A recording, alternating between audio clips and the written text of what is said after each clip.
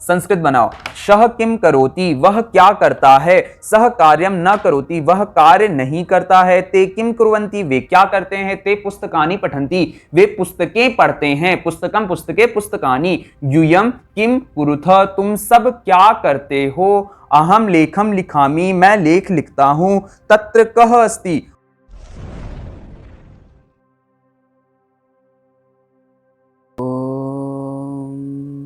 श्री परमात्मने नमः।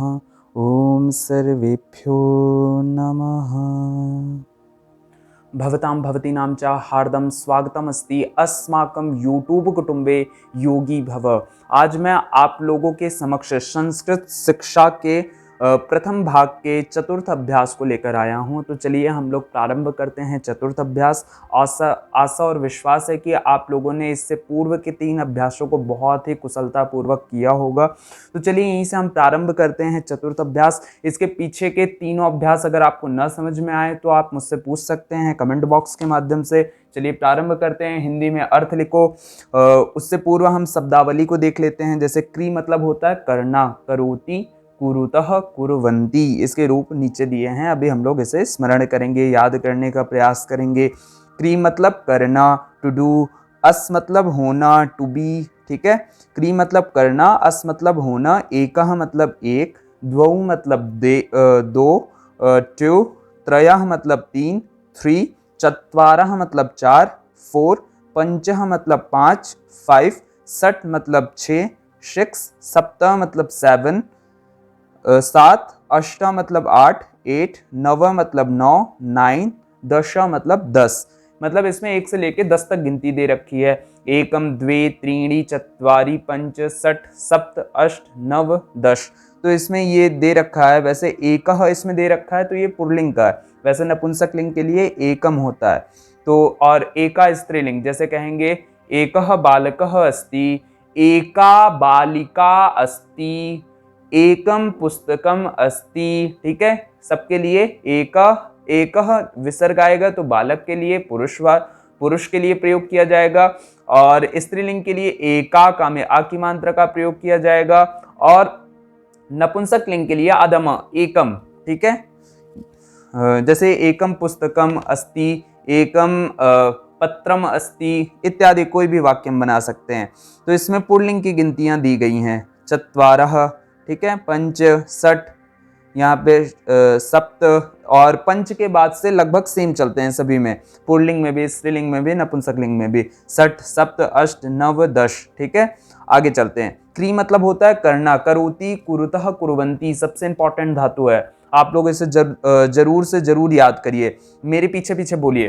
क्री मतलब करना, लट लकार, करोति ही, कुरुतः, कुर्वन्ति। बहुत से लोग कंफ्यूज हो जाते हैं कि ये छोटा ऊ है कि बड़ा ऊ है। तो ये आपको बता दूं, छोटा ऊ है। आप उसमें देखिए अधिकांश लोग र में जब भी मात्रा लगाते हैं ऊ की तो वो कंफ्यूज हो जाते हैं कि बड़ा ऊ है, छोटा ऊ है। तो छोटे ऊ और बड़े ऊ में प्राय करके अंतर यही रहता है कि जैसे कि यहाँ र लिखा मैंने और यहाँ पे ये लिख दिया तो ये बड़ा ऊ है, और यहीं पे मैंने ऐसे लिख दिया तो ये छोटा ऊ है। मतलब उसमें गोलाकार आकृति आ जाती है। इसमें मुड़ते दोनों में है, लेकिन इसमें छोटे और बड़े में अंतर आपको समझना पड़ेगा। पुस्तक में स्पष्ट रूप से दिया गया है। अगर आप इसमें गुरु के शब्द रूप में ध्यान से देखेंगे तो आपको पता चलेगा कहाँ पे बड़ा हुआ है और कहाँ पे छोटा हुआ है। तो करोति, कुरुतः, कुर्वन्ति, करोति, कुरुतः, कुर्वन्ति। 10 बार पीछे पीछे रिपीट करिए, याद हो जाएगा। करोति, कुरुतः, कुर्वन्ति, करोति, कुरुतः, कुर्वन्ति, करोति, कुरुतः, कुर्वन्ति, करोति, कुरुतः, कुर्वन्ति, करोति, कुरुतः, कुर्वन्ति, करोति, कुरुतः, कुर्वन्ति, करोति, कुरुतः, कुर्वन्ति, करोति, कुरुतः, कुर्वन्ति। याद हो गया लगभग आप सभी लोगों को। अब आगे चलते हैं। करोषि, कुरुथः, कुरुथ, करोषि, कुरुथः, कुरुथ, करोषि। मूर्धन्य शकार है। देखिए इसे मूर्धन्य स्थान से बोला जाता है जहां से ट बोला जाता है। करोषि, मैं करोस्ती नहीं बोल रहा हूं, करोषि ऊपर है। करोषि, कुरुथः विसर्ग है, कुरुथ। ठीक है, करोषि, कुरुथः, कुरुथ, करोषि, कुरुथः, कुरुथ, करोषि कुरुथः कुरुथ। अब आगे चलते हैं, करोमि कुर्वः, करोमि कुर्वः कुर्मः, करोमि कुर्वः कुर्मः, करोमि कुर्वः कुर्मः, करोमि कुर्वः कुर्मः। अब पूरी धातु को अच्छे से देखते हैं, करोति कुरुतः कुर्वन्ति, करोषि कुरुथः कुरुथ, करोमि कुर्वः कुर्मः, करोति कुरुतः कुर्वन्ति, करोषि कुरुथः कुरुथ, करोमि कुर्वः कुर्मः। अंतिम बार इस धातु का उच्चारण करेंगे, करोति कुरुतः कुर्वन्ति, करोषि कुरुथः कुरुथ, करोमि कुर्वः कुर्मः। अब चलते हैं अस धातु पे। अस धातु के भी आपको लट लकार को अच्छे से याद करना है। अस्ति स्तः सन्ति, अशि स्थ स्थ, अस्मि स्व स्म। ठीक है, इसे जगह नहीं थी इसलिए मैं नहीं लिख पाया, लेकिन आप लोग जरूर से जरूर देखिएगा। अस्ति स्तः सन्ति, देख सकते हैं पुस्तक ये रखी है आपके समक्ष में। अस्ति स्तः सन्ति, मैं ऊपर भी दे दूंगा बगल से, आप लोग वहां से देख लीजिएगा कैसे है। अस्ति स्तः सन्ति, अस्ति स्तः स्थ, अस्मि श्वः स्म। ठीक है, अस्ति स्तः सन्ति, अस्ति स्थ स्थ, अस्मि श्वः स्म। इसे जरूर से जरूर याद करिए आप लोग, बहुत जल्दी याद हो जाएगा। अगर एक धातु याद हो जाती है ना तो थोड़ा सा दिमाग लगाने की जरूरत है, बाकी शेष की सभी धातुएं याद हो जाती हैं। अब देखिए जहां पे यहाँ पे विसर्ग होगा, जैसे द्वितीया में, द्विवचन में हर जगह लट लकार में क्या होता है, प्रथम पुरुष, मध्यम पुरुष, उत्तम पुरुष के द्वितीया में हर जगह विसर्ग होता है। ठीक है, और उत्तम पुरुष में बहुवचन में हमेशा विसर्ग होता है लट लकार में। तो ये प्राय करके सभी जगह पे अप्लाई होता है। तो इसे आप छोटी छोटी बारीकियों को समझने का प्रयास करेंगे तो आप बहुत अच्छे से और बहुत जल्दी याद करने लग जाएंगे। चलिए नियम नंबर 7 क्या कह रहा है, तीनों लिंगों में धातु का रूप वही रहता है जैसे बालकः पठति, बालिका पठति। ठीक है, धातु में कोई चेंज नहीं होता कि जैसे राम पढ़ रहा है, श्याम पढ़ रहा है या सीता पढ़ रही है। पढ़ने जैसे कि हिंदी में क्या होता है, सीता पढ़ रही है, राम पढ़ रहा है, उसमें धातु क्रिया में चेंज करते हैं तब जाके हम पता करते हैं। लेकिन इसमें नहीं, हमें इसमें क्रिया में चेंज नहीं करना है, सिर्फ समझना है, अंडरस्टैंड करना है। बालकः पठति, बालिका पठति, क्लियर हो जाएगा। बालकः पतति, बालिका पतति, पतति एक ही है। ठीक है, गिरती है, पत्रम पतति, पत्र गिरता है। ठीक है, अब आगे चलते हैं, इन वाक्यों को ध्यान से पढ़ो। पहला वाक्य दे रखा है, स कार्यम करोति, वह कार्य को करता है, स कार्यम करोति। ठीक है, क्री धातु का प्रयोग दिया है। ते कार्यम कुर्वन्ति, वे सब कार्य को करते हैं, बिंदु है। त्वम किम करोषि, तुम क्या करते हो, अहम कार्यम करोमि, मैं कार्य को करता हूं। ते अत्र सन्ति, वे यहां हैं, ते मतलब वे, अत्र मतलब यहां, संति मतलब है में बिंदु बहुवचन का है। ठीक है, त्वम कुत्र असि, तुम कहां हो, त्वम कुत्र असि। ठीक है, होना अर्थ में अस धातु आता है, अस्ति स्तः सन्ति असि। ठीक है, मध्यम पुरुष एक वचन में अशि बनता है, त्वम के साथ अशि का प्रयोग आएगा। त्वम कुत्र असि, प्रश्न की तरह पूछेंगे, त्वम कुत्र असि। ठीक है, अहम अत्र अस्मि, अब उत्तर मिल रहा है, अहम अत्र अस्मि। ठीक है, अहम अत्र अस्मि। वयम स्मः, हम सब हैं। ठीक है, अत्र द्वौ बालकौ स्तः, यहां, अत्र मतलब यहां, द्वौ मतलब दो, बालक दो बालक हैं, यहां दो बालक हैं, बिंदु आ जाएगा क्योंकि हिंदी में एक वचन और बहुवचन होता है। अत्र चत्वारः जनाः सन्ति, यहाँ 4 लोग मनुष्य हैं। ठीक है, जन लोग हैं। ठीक है, अत्र चत्वारः मनुष्याः, या फिर लोग, यहाँ 4 लोग हैं।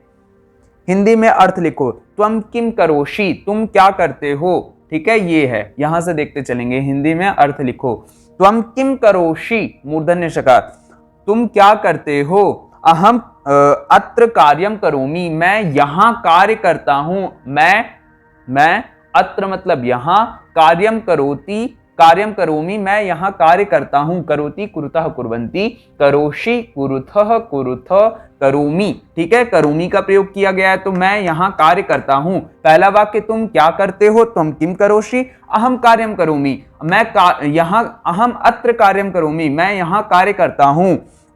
आगे चलते हैं, अत्र चत्वारः बालकाः पठन्ति, यहाँ 4 बालक पढ़ते हैं। अत्र यहाँ चत्वारः बालकाः।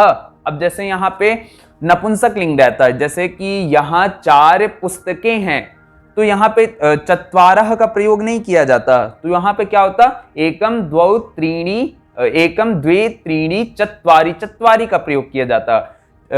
अत्र चत्वारि पुस्तकानि सन्ति, ठीक है, ऐसे आ जाता है यहाँ पे। तो अब इसी को समझना पड़ेगा, मतलब एक मतलब स्त्रीलिंग के लिए 1 का अलग प्रयोग किया जाता है, 2 का अलग प्रयोग किया जाता है, और 3 का अलग प्रयोग किया जाता है, 4 का अलग प्रयोग किया जाता है, शायद 5 का भी अलग प्रयोग किया जाता है। 5 के बाद सभी गिनतियां एक प्रकार से चलती हैं। तो यहाँ पे आपको कंफ्यूज नहीं होना है। जैसे यहाँ पे लिख तो दिया है कि चत्वारः, अब आप हर जगह इसी को चत्वारों को अप्लाई करते रहो कि चत्वारा बालिका, तो वहां पे नहीं आएगा, तो इसी चीज को आपको समझना पड़ेगा। चलिए चौथा वाक्य, अत्र अष्ट छात्राः लेखम लिखन्ति, यहाँ 8 छात्र लेख लिखते हैं। छात्राः, ठीक है, यहाँ 8 छात्र लेख लिखते हैं, ठीक है, यहाँ 8 छात्र लेख को लिखते हैं। लेखम लिखन्ति, इसलिए द्वितीय का प्रयोग किया है, कर्मेण द्वितीया कर्तुरीप्सित तमम कर्म। पांचवा वाक्य, अत्र 9 बालिकाः क्रीडन्ति, यहाँ 9 बालिकाएं खेलती हैं। अब देखिए यहाँ पे, जैसे यहाँ 8 छात्रे लेख लिखते हैं, छात्रे सुनने में कितना अजीब लग रहा है, इसलिए यहाँ पे छात्र का प्रयोग किया है, लेकिन 8 है इसलिए हम हिंदी में समझ जाएंगे कि यहाँ पे बहुवचन का प्रयोग अर्थात 8 का है, तो यहाँ पे छात्र लिखने की जरूरत नहीं है, 8 लिख दिया, तो यहाँ पे अंडरस्टूड है और बिंदु से समझ जाते हैं। यहाँ पे 9 बालिकाएं, यहाँ पे देखिए वाक्य का सृजन कितने अच्छे से हो रहा है। बालिका खेलती हैं, यहाँ 9 बालिका खेलती हैं, बालिकाएं खेलती हैं, वही है, अर्थ लगभग वही माना जाएगा, कोई विशेष अंतर नहीं है, क्योंकि संख्या दे रखा है ना उसके समक्ष, तो हम लोग अंडरस्टूड हैं कि 9 बालिकाएं। तो यहाँ पे बिंदु भी जैसे कि यहाँ पे मैंने बिंदु नहीं लगाया है, अच्छा हुआ मैंने देख लिया इसे, तो यहाँ पे सही कर देते हैं इसे। यहाँ 9 बालिकाएं खेलती हैं, बन गया। संस्कृत बनाओ, सह किम करोति, वह क्या करता है, सह कार्यम न करोति, वह कार्य नहीं करता है, ते किम कुर्वन्ति, वे क्या करते हैं, ते पुस्तकानि पठन्ति, वे पुस्तकें पढ़ते हैं, पुस्तकम पुस्तके पुस्तकानि, यूयम किम कुरुथ, तुम सब क्या करते हो, अहम लेखम लिखामि, मैं लेख लिखता हूं, तत्र कः अस्ति, वहां, कह मतलब कौन है, वहां पर कौन है या वहां कौन है, अहम अत्रैव अस्मि, मैं यहां ही हूं, अत्र मतलब यहां, एव मतलब ही, अस्मि मतलब हूं, मैं यहां ही हूं, अत्र एकः बालकः अस्ति, यहां एक बालक है, अत्र द्वौ बालकौ हसत, यहां 2 बालक हंसते हैं, अत्र तत्र त्रयः मनुष्याः सन्ति, तत्र मतलब वहां, त्रयः मतलब 3, मनुष्याः मतलब मनुष्य हैं, वहां 3 मनुष्य हैं, अत्र 10 बालकाः सन्ति, यहाँ 10 बालक हैं, बिंदु, यूयम कुत्र स्थ, तुम सब कहाँ हो, ठीक है, वयम अत्र एव अस्म, हम सब यहाँ हैं, ठीक है, वयम अत्र एव स्म, अत्र हम सब यहाँ पर ही हैं या यहाँ ही हैं, ये बिंदु इसका क्वेश्चन मार्क का है, ठीक है, वयम अत्र एव स्म। मैंने आपको पहले भी बताया था, जहां पे आधा म का प्रयोग किया जाता है उसके जस्ट बगल में स्वर रहता है, तभी हम ऐसे आधा म लिखते हैं, अगर व्यंजन हो, हल हो, तो हम ऊपर बिंदु लगा देते हैं। तो यहाँ पे हमारा वाक्य खत्म हुआ। अब आगे चलते हैं, आगे दिया है रिक्त स्थानों में दी गई धातुओं के लट के रूप लिखो।